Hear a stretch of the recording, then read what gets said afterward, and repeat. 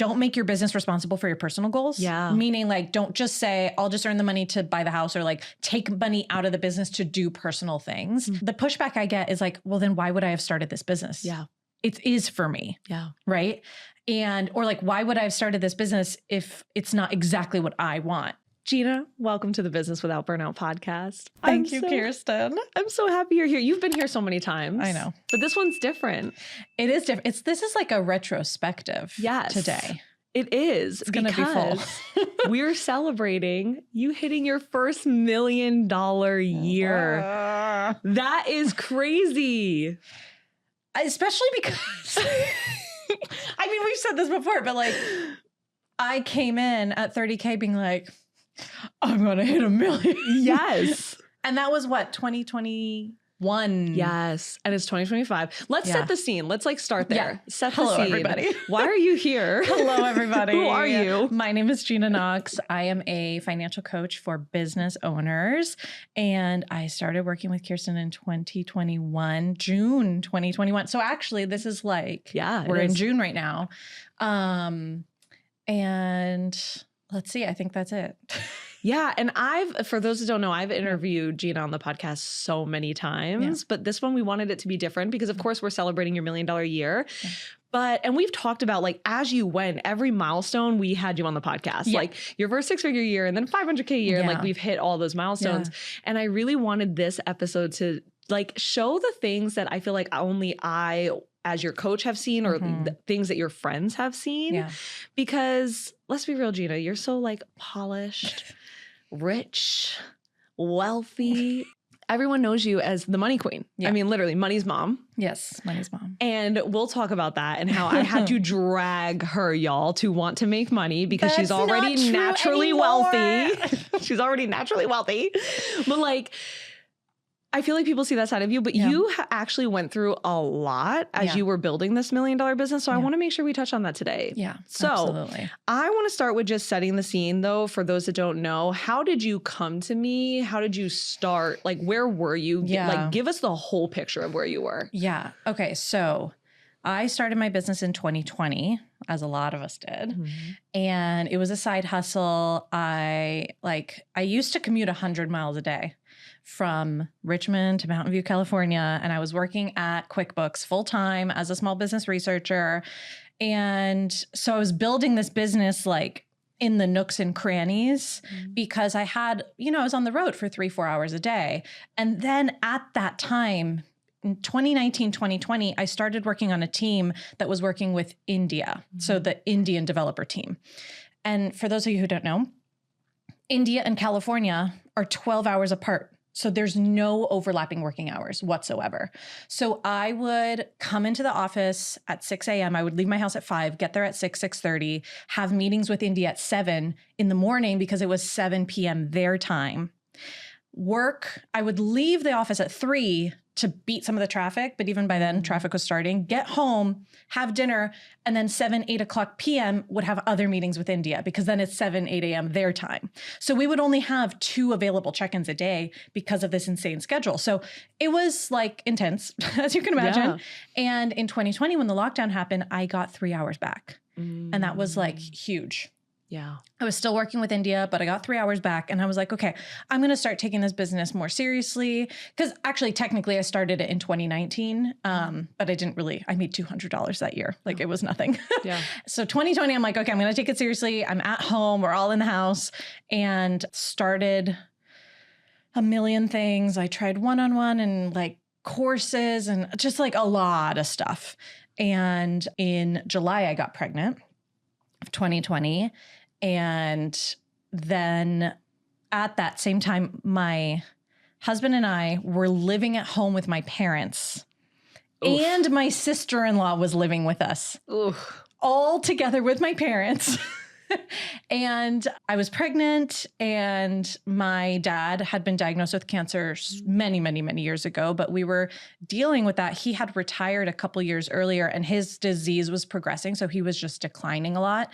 We moved out that August. So I got pregnant when we closed on our house. Like we went into escrow, and found out I was pregnant in the same week. Oh, wow. Which was not great because the house we bought was not baby friendly. It was like child-free house. It was a artist loft with spiral staircases and ladders and an industrial elevator that you could drive an SUV into this elevator, and it had one of those big cranks. Oh, wow. Like, it was not baby friendly.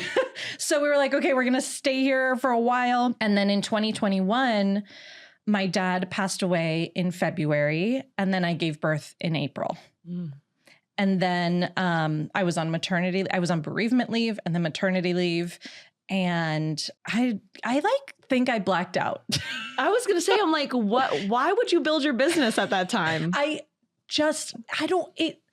I think it seemed like one of the things that was bringing me a lot of joy. Yeah. You know what I mean? Yeah. My daughter was a good baby. I would say she was like we had no problems with breastfeeding. She had no health issues, thank God. She was a relatively good sleeper. My husband would tell you otherwise, but I think I was doing some research. When you're postpartum, the woman's hormones change, and our sleep cycles are generally 2 hours. And the hormones change your sleep cycles to be 90 minutes to match the baby. Oh, wow. Which is so I didn't feel as tired as my husband did. Anyway, so he's like, what are you talking about? I'm dealing with the grief, and I have the baby, and she's relatively good. And I just was like, okay, well, for a long time I sat on the couch and watched Grey's Anatomy while nursing when she was a really baby. But then around when I started working with you around June, I was like, okay, I want to like get back into it. I don't want to go back to my job because I'm like, okay, we're still in the pandemic. No one is commuting yet, but they're going to make people go back to work one day. And how am I going to commute 100 miles a day and have a baby? Like, I was leaving the house before at 5 a.m. So you mean I'm going to leave my baby at home at 5 a.m. and then somehow my husband's going to deal with her and he has to commute too eventually? I'm like, that's not going to work. Like, there's just unless we move down to where my work was, which is one of the most expensive areas in the Bay Area. But then my husband has to commute it's like, it's not going to work. So I think I had a lot of motivation to quit. And right before I worked with you, I did a birthday launch and it didn't go well. I think I made like $8,000. It didn't go well. And it was really complicated. We did like every day the price went up by $100 or whatever. So the systems were insane. It was not fun. And somebody recommended you because I was like, I want to build a funnel. I want to build a funnel. Because at that time I was the funnels queen. Because funnels are going to fix it because I have a baby and I'm busy and funnels are going to fix it. So that's how I came to know you. Someone mentioned your name and wow. It's good they did. There's so much in there that I didn't even know. That's like so good. Yeah. Like I didn't know about like the India time zones. Oh my God. Or any of that. Or even I didn't even think about I knew that because when I met you at that point, you were already selling that house, which I want to talk about because you were selling it, or maybe you had just sold it because you were headed to Texas. That's right. Like right away. We were about to sell it. Yeah. Yes, you were about to sell it. So I didn't even know like, oh yeah, of course it's not baby friendly, et cetera. You also had a really good job. So you did have motivation to quit. Yeah. But you also had a very good job. I had it's the golden handcuffs. Right. Is what they call it. Right. I got promoted while I was on maternity leave. Yeah. They promoted me. I was making 150 base plus equity, which was probably another, it depended. I was getting another 20 to 50K a year through equity plus 401k matching. For every dollar I put in, they gave me $1.25 plus health insurance. Like my health insurance was so good. My bill for giving birth was $21,000 and I paid $100. Wow. So I'm like, it was all the things. So I did have a hard time. I remember we talked about this a lot. Like the idea I wanted to match that before I quit. Yeah. And I had to let go of that. Yeah. Because I would have never quit if I tried to match what I was making. And then you ended up matching it in a few months. Well, something like that, right? No, probably I'm matching it. I'm above it not now. Cash. But that's right. It was sales. In terms of, I was matching in terms of like my take home pay, but I wasn't making up for all the benefits yet. Right. But again, I'm like, I had to get over, like there was going to be a period of time where I wasn't going to make as much as a individual. And I was willing to sacrifice that to make way more later. And now I'm making more than a VP. And I would have never been VP. Yeah. Ever. I want to like zone in on like that moment. Yeah. Because it's so easy to be like, I just had a baby. Yeah. I'm going through grief. Yeah. I'm moving. And Yeah. you didn't just sell your house. You also moved different states. And we moved states before our house sold. That too, right? Like, I'm like, that's a lot of transition. Yeah. And then to be like, and now I'm going to choose to make less money for a period of time. Yeah. Because I trust. Yeah. How? Like, tell us the mindset. Like, what was the... Okay, so if you had to pinpoint that, like, why would someone make that decision? There's a couple of things. I think I have a really supportive partner. Yeah. My husband is really supportive. And when we got married, I told him, I was like, you better make a lot of money because I'm going to be a stay-at-home mom. Yeah. Yeah. Which, curveball, I'm not a stay-at-home mom. But he's not like overtly, I'm the provider. He doesn't have that mentality, but he's going to hold it down. Yeah. So I had a really good partner.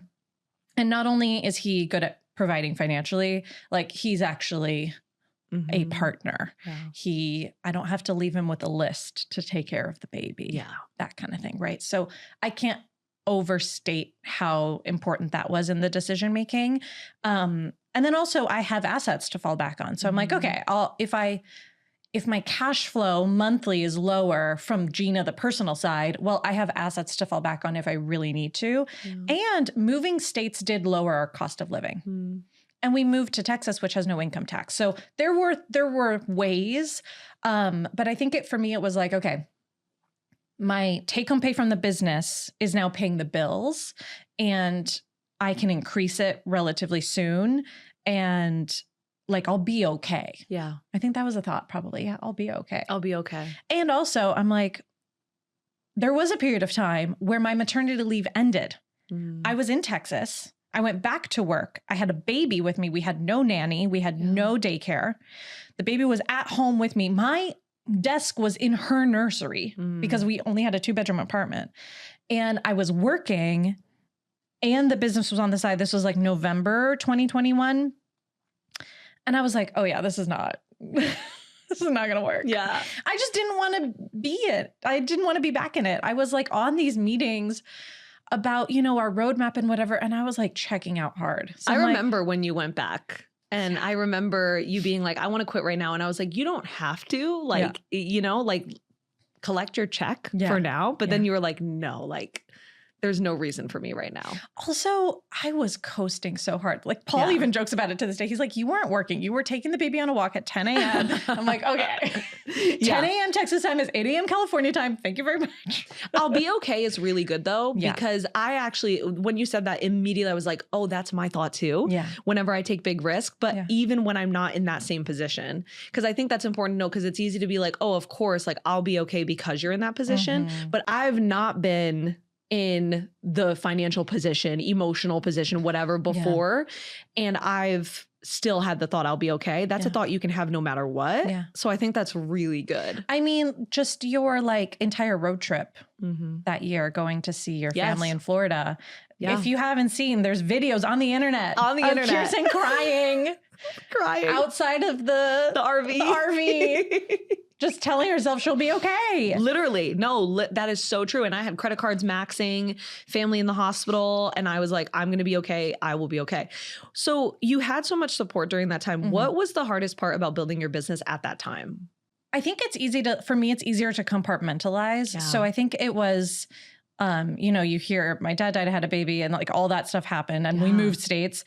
I have an easy time compartmentalizing all of that. Yeah. And I think for me, the hardest thing was the frustration of like, I wanted this to happen faster, actually. So good. I was really like, come on, I want it to happen faster. So good.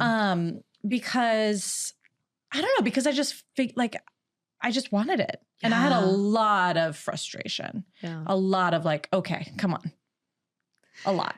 I remember, I will never forget, and I always talk about it, your application when you were like, I have a 5-figure business with a 7-figure mindset. Why haven't I made 7 figures yet? Come on.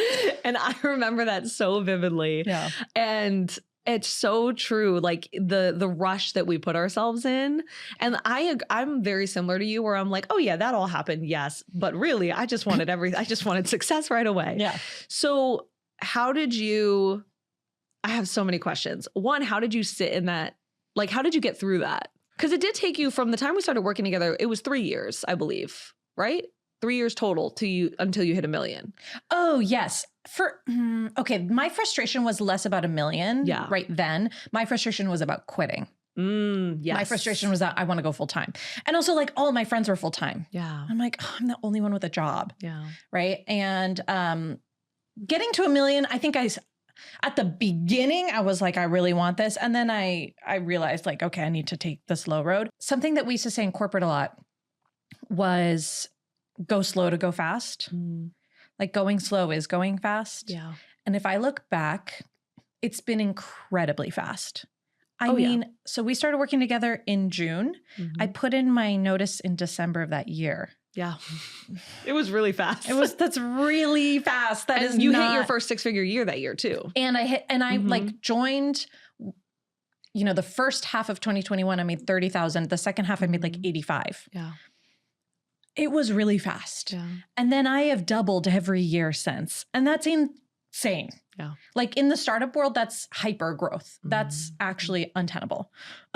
So I've always like done things that people may see as slow. Like even today, we can talk about what I do today, which I still have people down my neck about certain things. Like I still do my own bookkeeping, for example, right? Like I do a lot of things in my business that are slow. Yeah. But they help me go really fast. So I think at that time, like I had to lean into, now it's easy to say in hindsight, but at that time I had to lean into, if I try to skip ahead, because I had tried before to skip ahead, I will miss big lessons and then I will have to go back and fix it. And that will be way slower than just going the slow way. Yeah. Way slower. So I had to really get myself there. Then it did happen really fast. Yeah. Yeah. I think that is the biggest thing and frustration that clients have when I'm coaching them is when I am slowing them down. Yeah. And I remember with you specifically, one of the first things we slowed down on was you came to me for funnels. You're like, I just need leads. And I'm like, slow down. You need conversions. Yeah. Like we have to start here. Yeah. And that is, and I even as a client with my own coaches and consultants, I get frustrated at like, no, slow down. You got to go here. But it's so true. The moment you actually do, it does actually go faster. It's like counterintuitive. It's very counterintuitive. But it goes faster. But it makes sense if you just put it that way. Like, right? Like you have to solve the right problem in the right order. And if you don't, you're going to have to go back. Yeah. Yeah. And going back, you lose momentum. You have a confidence hit. You have frustration. And all of that will slow you down so much more. Yeah. So much more. Well, have you ever had to slow down? Have I ever because had to slow down? Because you had a really, like as a side hustler, you made a lot of money as a side hustler. I did. You walked in and got fast. I had a 300K plus business as a side hustler. Yeah. And that's like pretty fast. Did I have to slow down? Absolutely. Actually, funny enough, in 2021, when you had hired me was at a pivotal point in my own business because I had to slow down because I had a huge part of my story is the burnout that I experienced in 2020 from scaling, not even just scaling super fast. It was that I did it all out of order, hired the wrong team members at the wrong time, got employees when I didn't need employees, did all these different things, had too many offers, the wrong pricing, everything. And I was trying to just do anything I could to make money, to your point. And then I had to slow down and be like, okay, wait. What are my offers? What is my service delivery? What am I trying to be known for? And that RV era, which is actually when you signed up with me, funny enough, was when I had actually said, I'm going to be okay, even if I don't make any money this month. Yeah. I'm going to be, and I wasn't okay, y'all. Like I was not okay. That's not okay. Maxing out on credit cards. My husband at that time was going through unemployment from an unexpected job loss. Like several things were happening.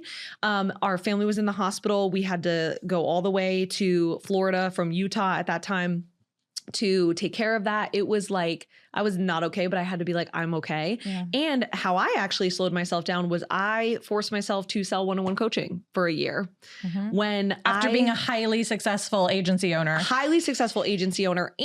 highly successful at selling group programs, memberships, all the things. VIP days. Like I had sold everything. I was doing all these group scaling offers. And then I had really been like, you know what? No, I'm doing one-on-one coaching until I solve all the financial stuff that I need to solve. Okay, wait, can we talk about something? Because you went through pretty intense burnout.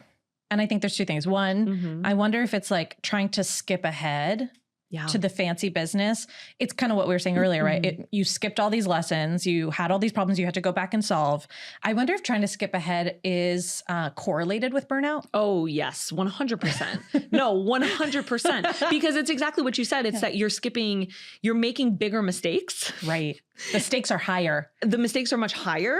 And then you have to, I went from 50K months to 0K in recurring revenue because I was skipping. Yeah. Right. And it's definitely the mistakes are much wider and bigger and higher and all the things. Yeah. And that absolutely causes burnout because then you're like, I remember being at 50K months and being like, I went from a side hustler in healthcare who never made that kind of money. Right. Like that does something to you. Yeah. You know what I mean? When you don't know how to actually sustain it and you haven't built a business that can sustain it. Well, also to the money side of things, right? It's like, okay, I'm making 50K months, but I have to keep making 50K months because my bills are all the way up there. Because my bills are so high. Yeah. And my pressure is so high. And now my ego is high and I have to maintain my reputation and all this stuff. And that all causes burnout. All of it. Okay. So that was number one. Number two, not to glaze you up or whatever, but you are a really good coach while going through all of that. Yeah. A lot of people like with the burnout, it's like, I shut it all down. Yes. Finish it all. And I want to say, when I signed up with you, I had no idea all that was happening. Yeah. And you kind of I don't think it was like hiding things from clients, but there was a separation that I think was helpful because we as in your first clients, because we had a little group. Yeah. We looked up to you so much and we had no idea all this was going on because you were a good coach. Yeah. So how do you coach clean or just help your clients when you're dealing with all of that too in the background? I stopped looking at work as burnout. Honestly, because I wasn't looking at my clients, and before I was, which is what made me burn out so bad, I was like, my clients are hurting me and they're mean to me and all these things. And I resented them when I actually was like, no. Having clients is healing. Having clients helps me. First of all, the logistical side. If I don't have clients, I don't have money. And if I don't have money, I'm going to be burned out because I have no money. And then maybe I have to go back to a 9-to-5 and then whatever. So there's that. In healthcare in a pandemic. Hello. And so there's that. And so there's the logistical, client equals money. I'm going to like that I have that. Right. But also it was honestly just being not working and stopping my job or going back to a 9-to-5 for more consistency or whatever is not going to heal me. Yeah. The only thing that's going to heal me is if I change my mindset around business. I think too, you had a lot of, I remember a couple of days, right? You would join our calls from the couch or in your pajamas or just you had you let go of a lot of maybe perfectionism or professionalism. And you coached me on that too, because I had a baby at home. Yes. And you told me to do one-on-one coaching. Sure did. With a baby at home. Sure did. With a full-time job.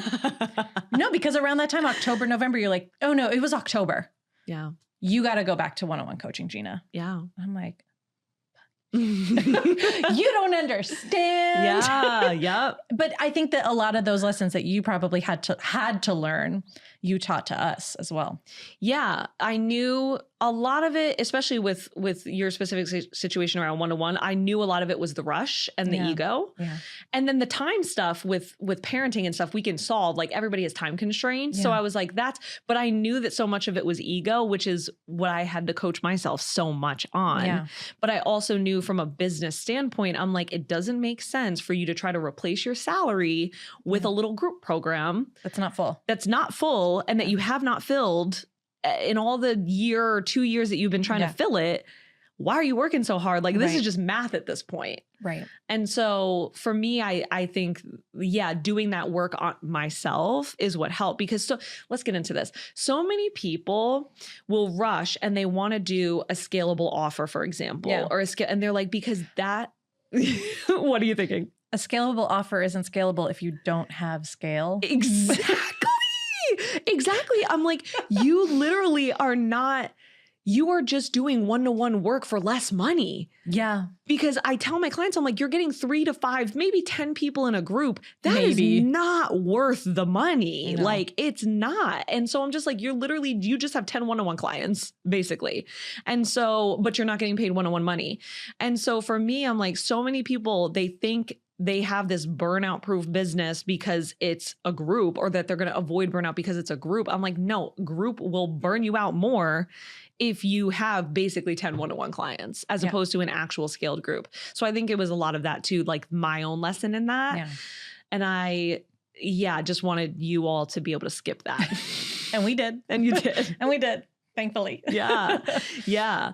I want to know, you built, let's go over the overall journey. So 6 figures in the first year that we worked together. Next year was how much? 273. Next year was how much? 525. And then $1 million. Well, not quite. I didn't quite hit it. I had to tell myself. Okay.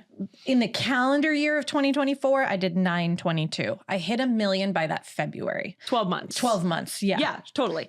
So for me, I'm like, yeah. Don't discount yourself. Don't discount yourself. So I like to be accurate with numbers, Kirsten. There's so many good things you did. Like, we've talked about this on the podcast before. You started focusing on email marketing and team and systems and all of that. Yeah. But I want to know, what do you feel like was a mistake you made during that time?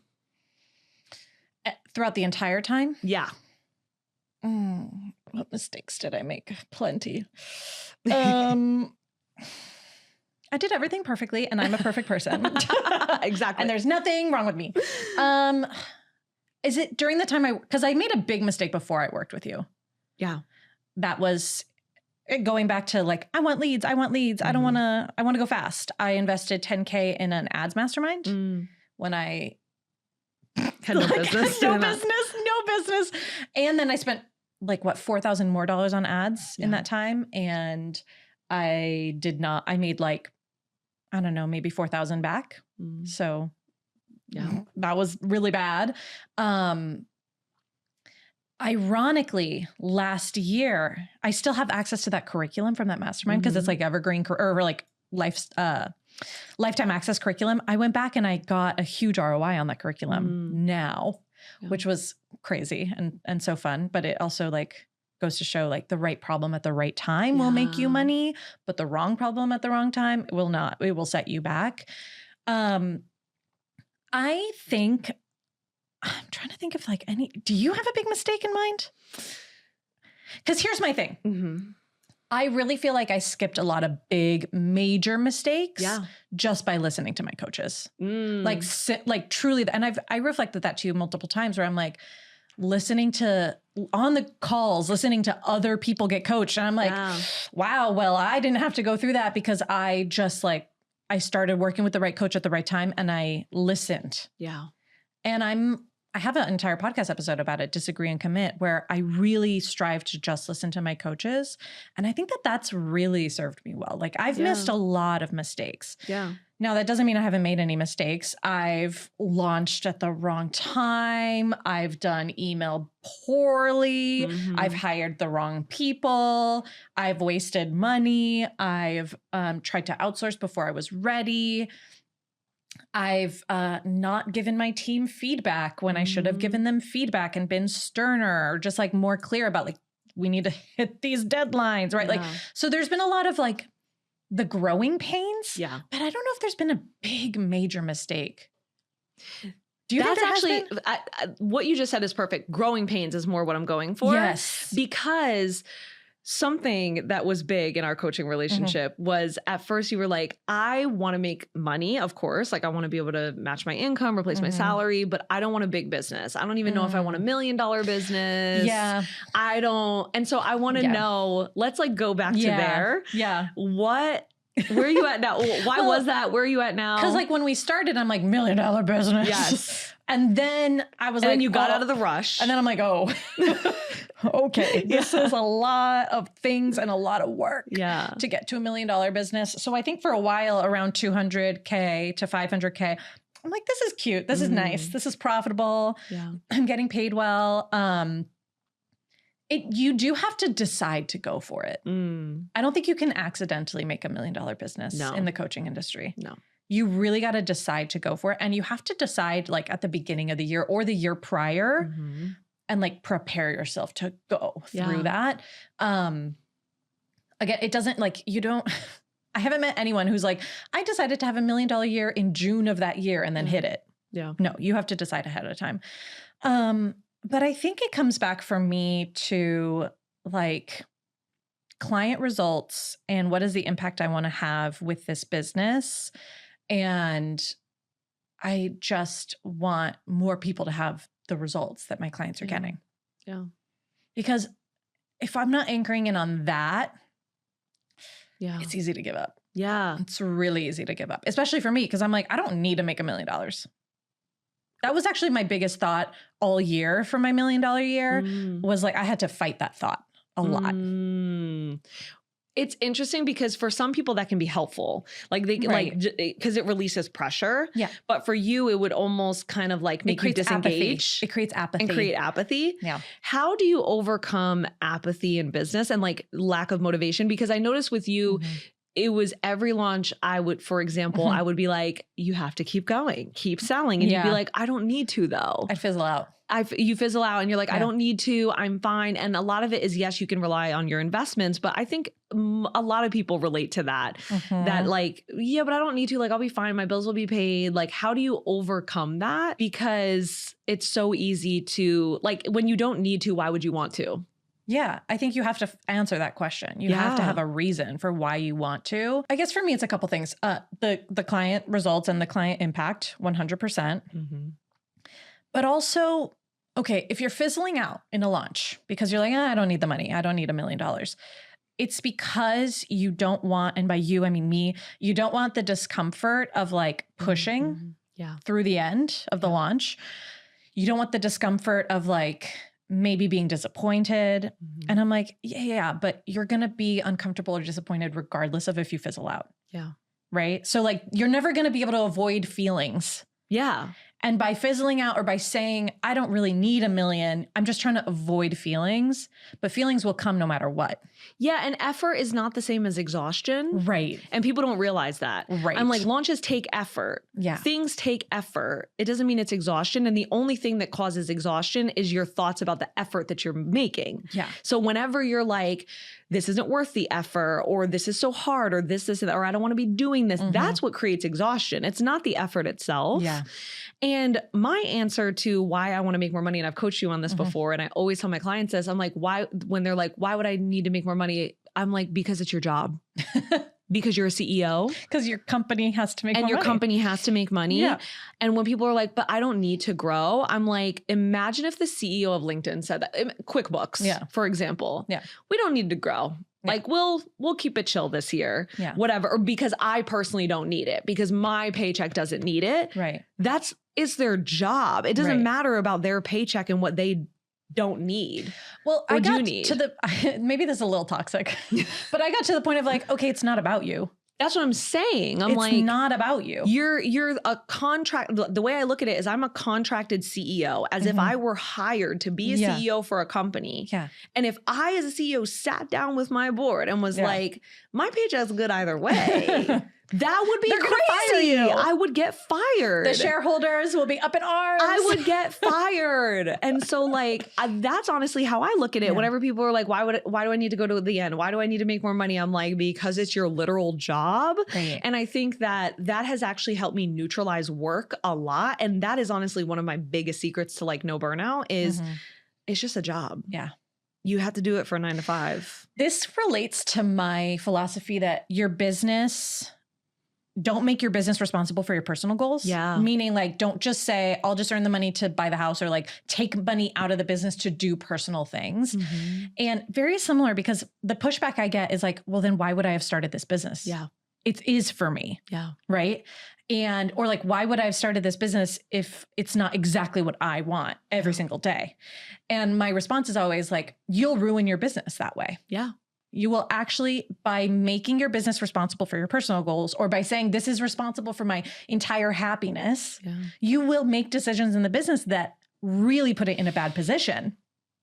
Also. And the business is a separate entity from you. So you have to maintain the business's health just like you have to maintain your health. Yes. And I'm like, this is exactly why you burned out and wanted a business in the first place. Right. Because you made work about your happiness and you attached it to your happiness. Yeah. I'm like, whenever people tell me that, why would I have a business in the first place? I'm like, oh, because you never solved your burnout in your 9-to-5.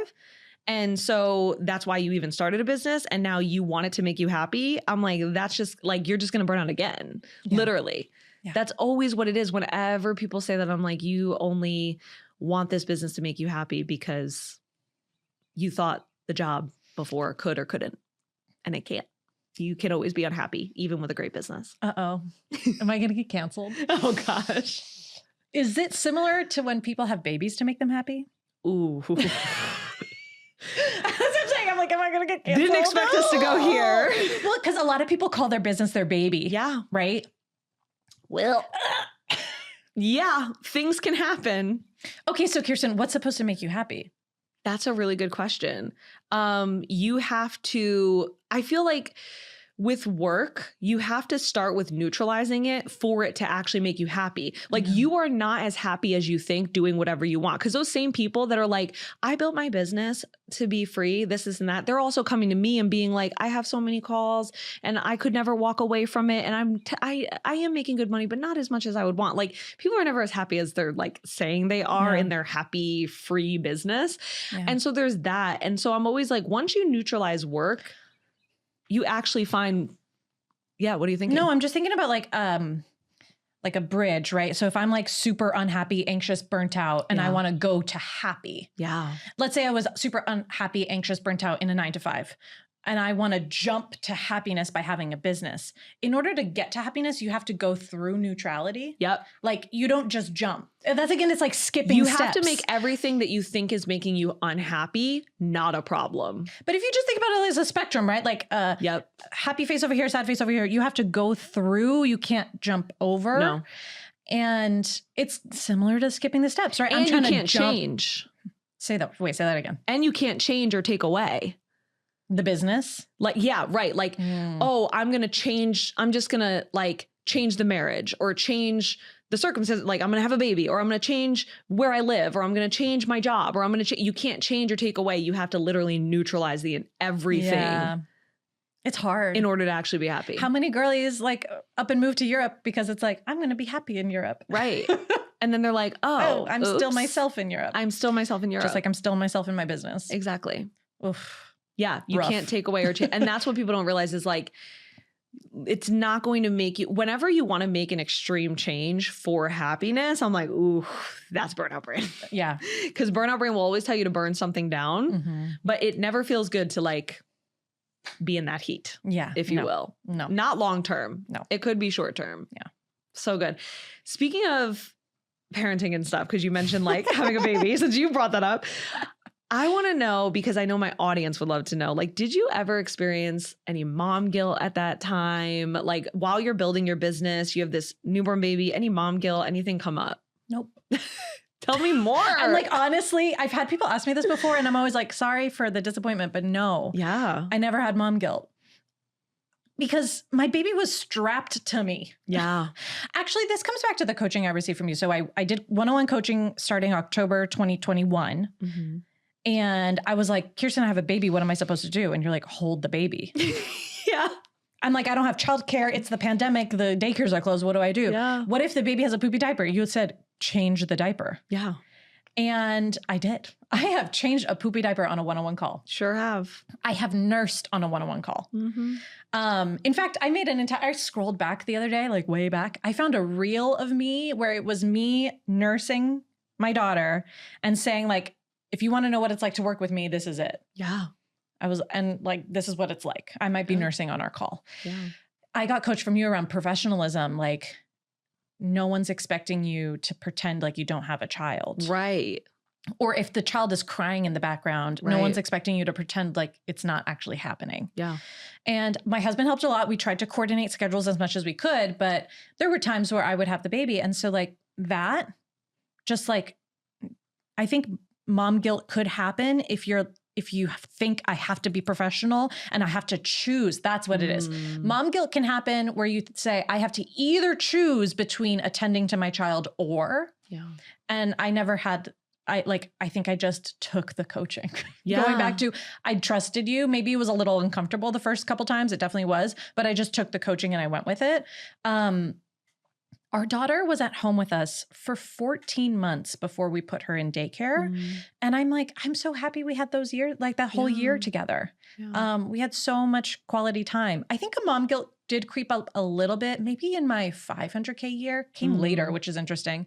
I said once on a coaching call, I feel like a part-time parent because of daycare and having her in daycare full time. Oh, because one of my coaches told me to get a nanny for something. And I'm like, I'm already a part-time parent. Yeah. But that resolved. I don't know. That was just a moment. Yeah. So no, I don't think I've ever had intense mom guilt because I've never thought I had to choose. Yeah.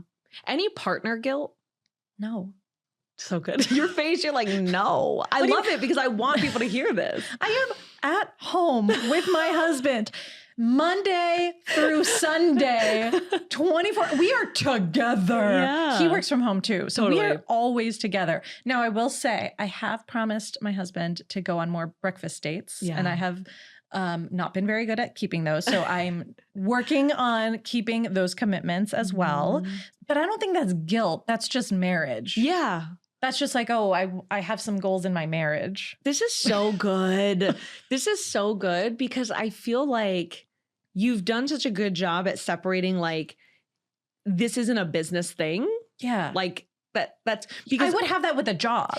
That's the thing is I feel like I asked that question because a lot of people will be like, my business is hurting my marriage or my business is hurting my relationship with I need to build my business around my relationship with others, whether it's my kids or my partner or whatever.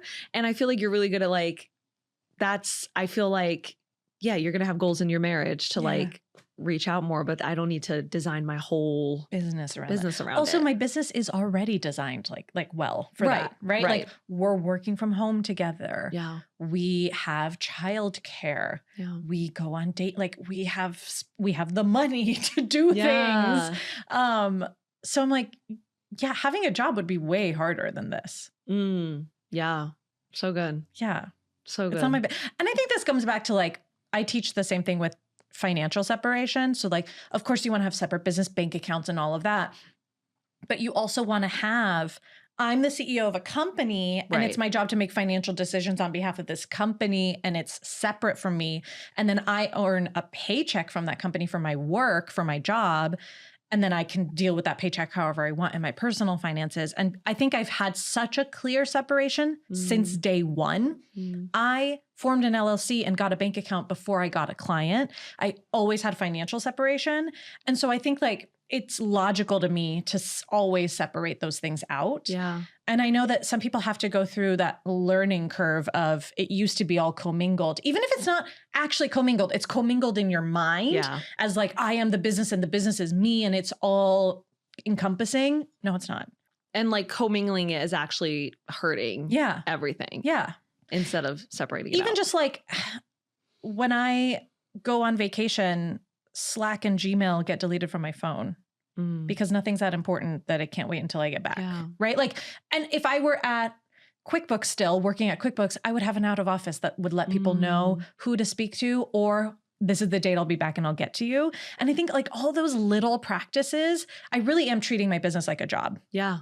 And I'm like good at this job and it's an important job, but it is a job. It is not my life. Yeah.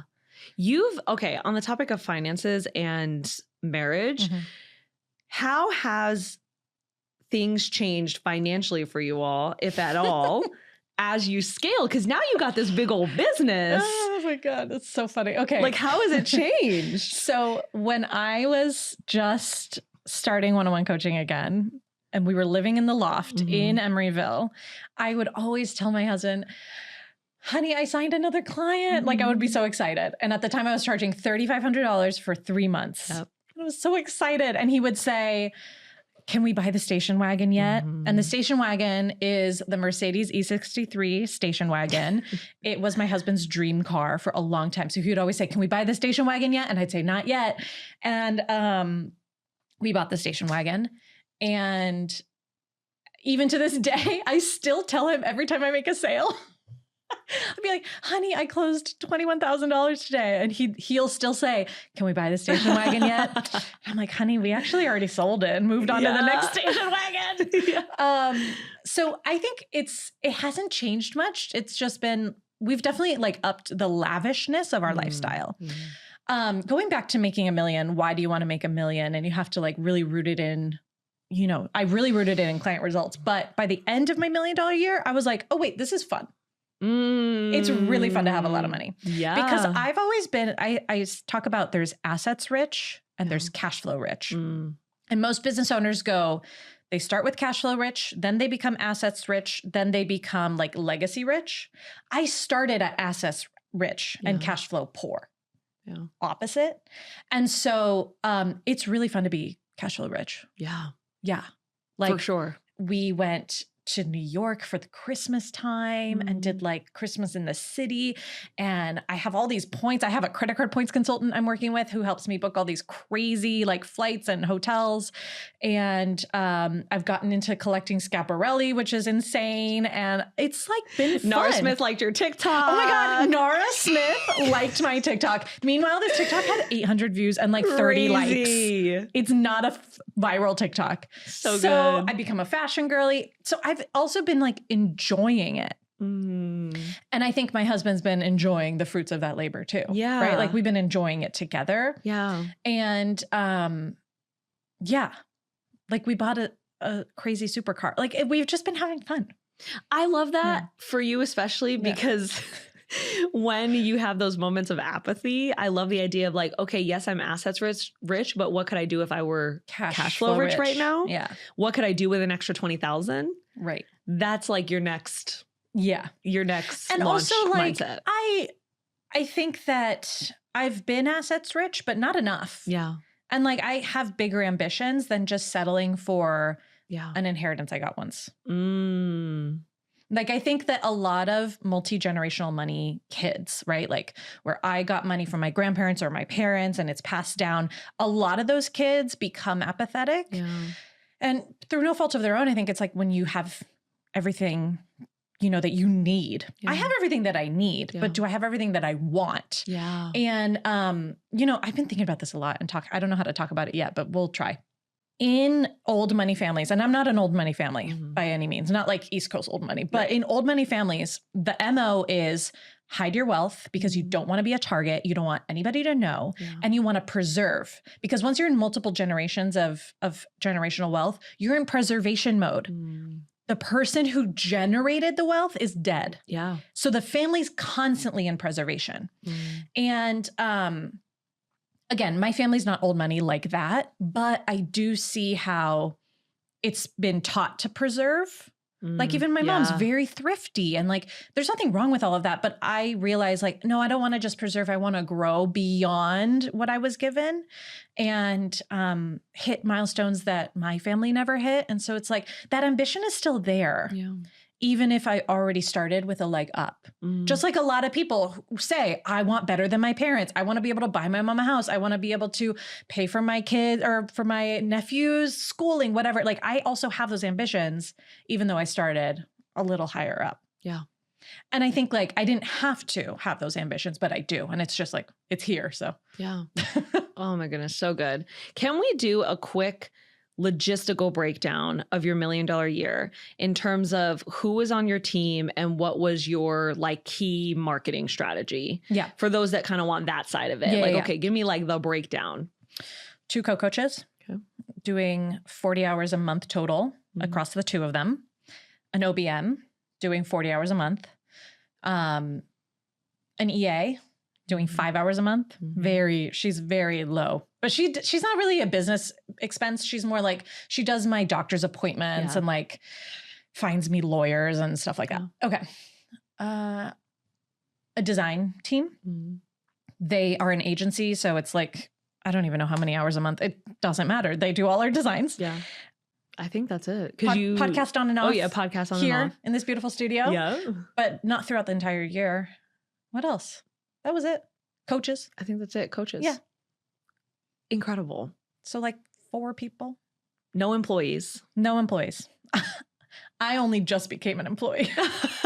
So not even me. I wasn't even an employee yet. Lean team of just contractors. And then tell us about marketing. Yeah. So I did 5 launches last year, and I did 5 launches the year before, 2 of my mastermind, 3 of my group. I failed a lot with my group. I succeeded a lot with my mastermind while failing a lot with my group. Tested a lot of things. We changed the name of my group halfway through the year. We changed the name of my podcast halfway through the year. And did those launches. By the end of the year, I wasn't at my goal yet.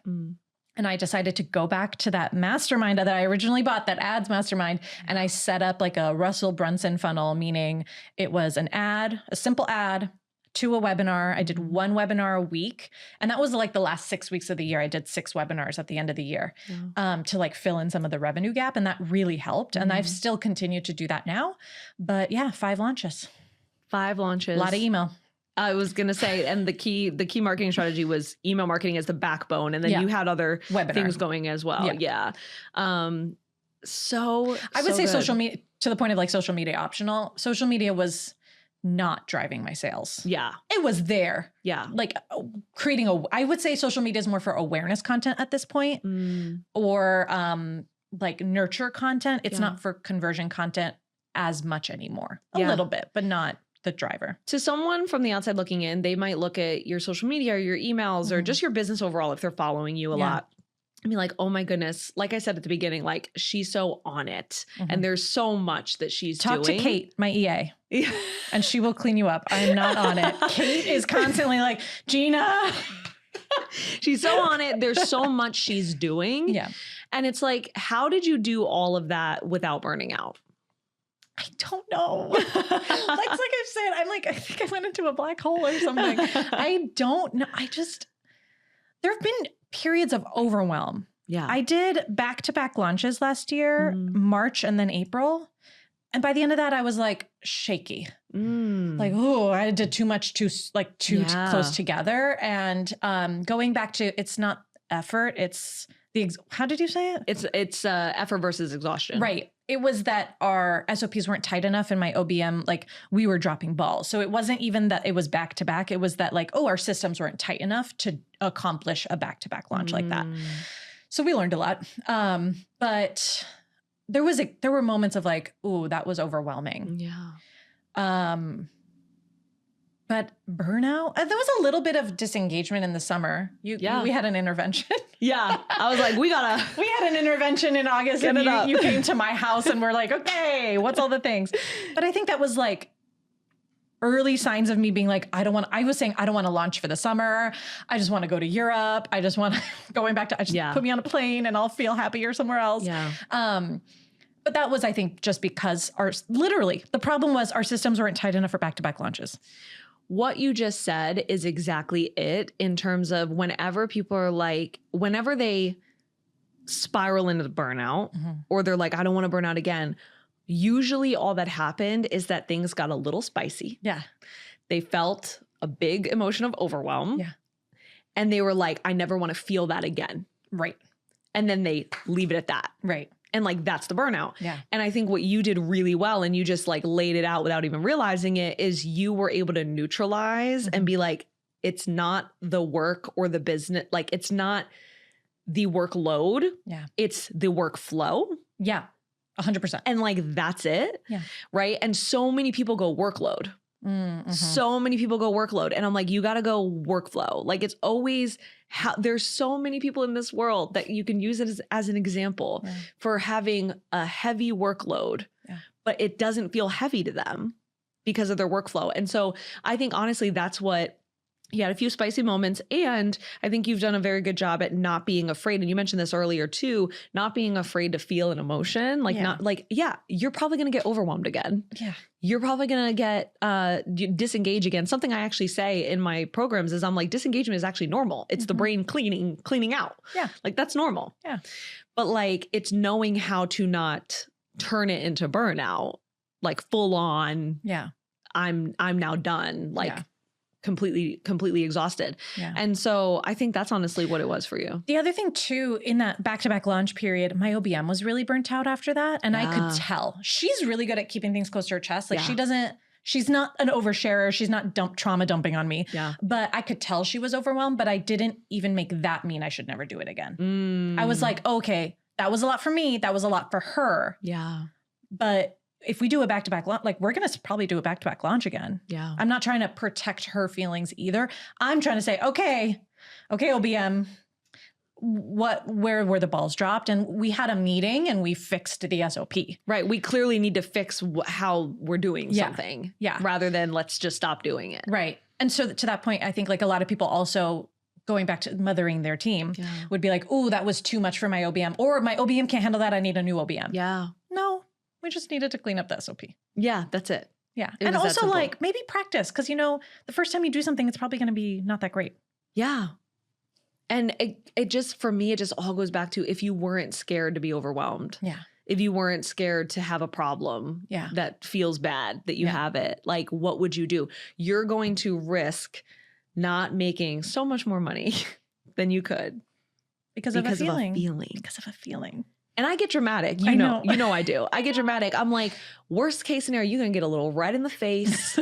You're going to get a little shaky. Yeah. Like, that's the worst. And you're not going to make $1 million because of that.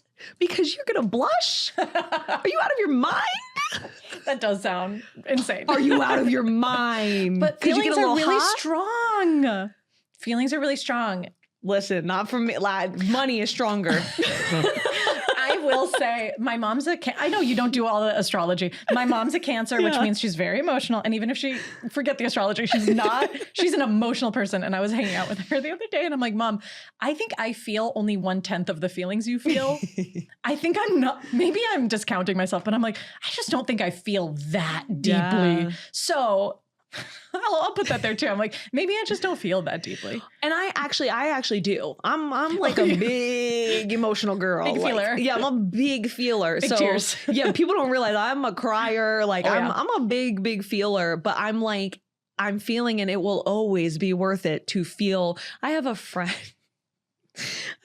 who one day, she was crying so much. I mean, crying. Yeah. And the reason why I'm laughing is because most people would be like, I don't want to be your friend, Kirsten. She was crying. And I like zoom out in the moment and I'm looking, we're in her beautiful apartment. I know this story. Beautiful apartment. Like 360 views of the city. Yeah. And I look at her and I go, oh, to cry in this apartment. Am I right? And she was like, you know what? You're right. I was like, to cry here?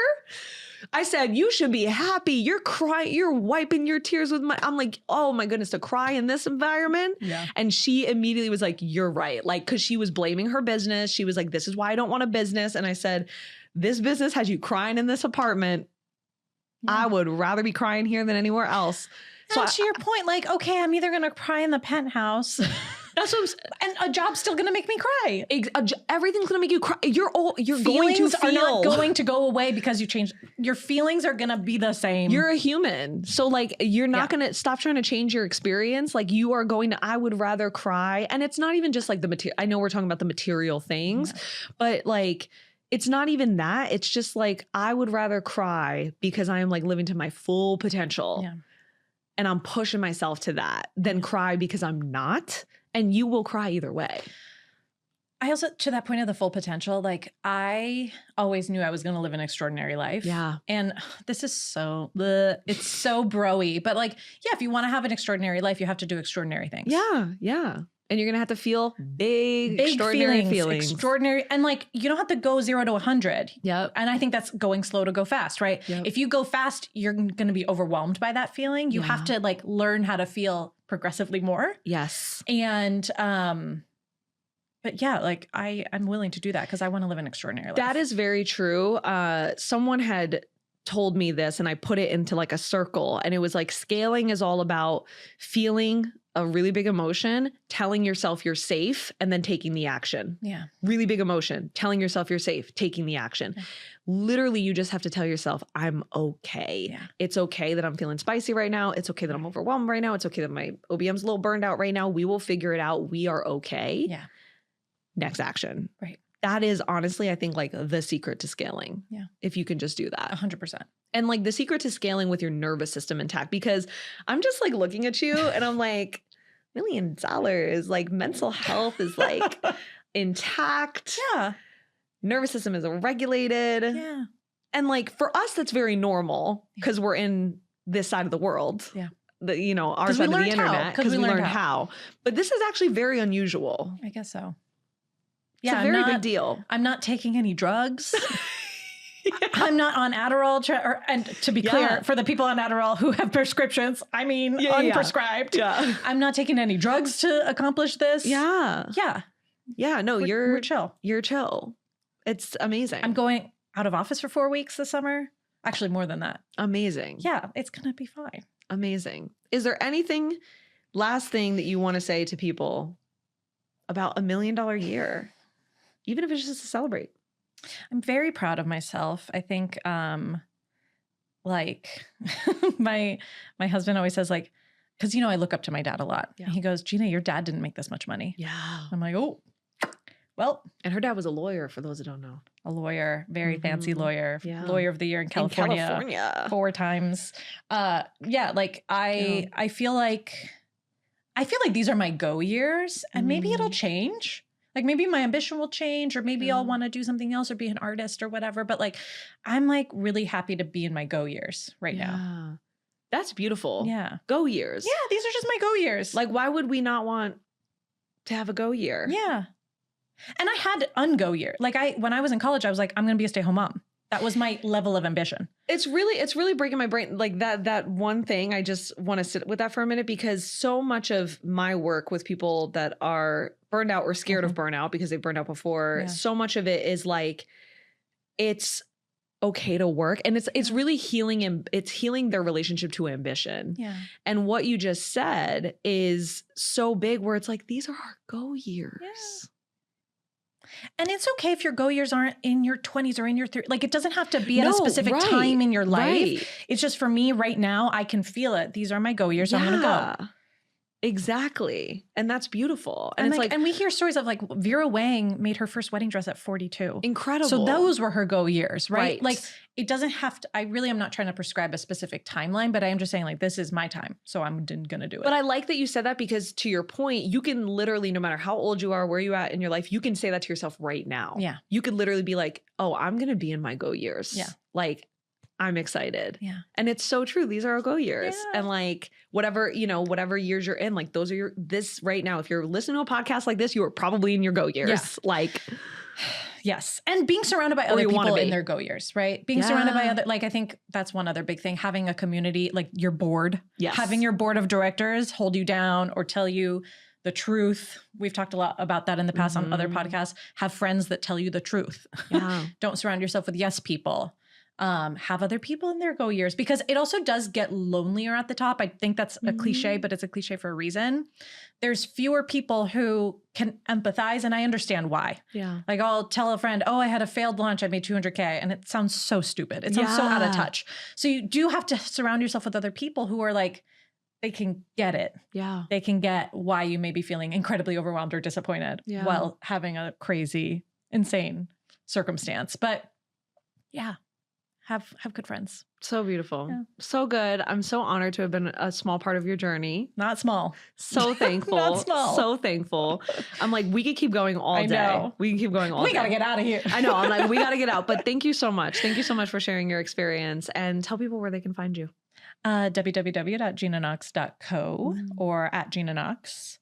Anywhere Gina Knox. Just Google it. I'm on Google. Yeah. And I have to say, like, I have learned so much from you as you, like, we've swapped services, if you will, not literally, but like I've joined your offers, you've joined mine. And like, I have learned so much from Gina. Gina is like life-changing information. My husband also loves Gina. Literally heard one presentation from her. I have not heard. And by the way, no. By the way, we both did presentations on the same day.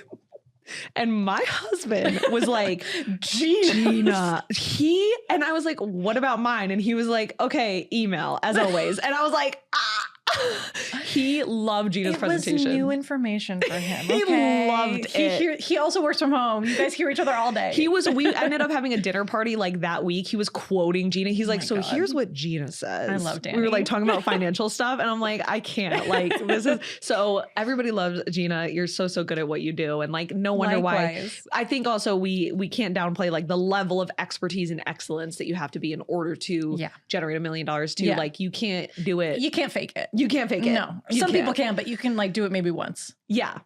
Yeah. No. Right. If that. Yeah. Barely. Or without getting dragged. Yeah. Yeah. So, well, thank you proud for being of you. my coach. Yeah. So proud of you. You were my best investment. Oh, don't make me cry. Very proud of you.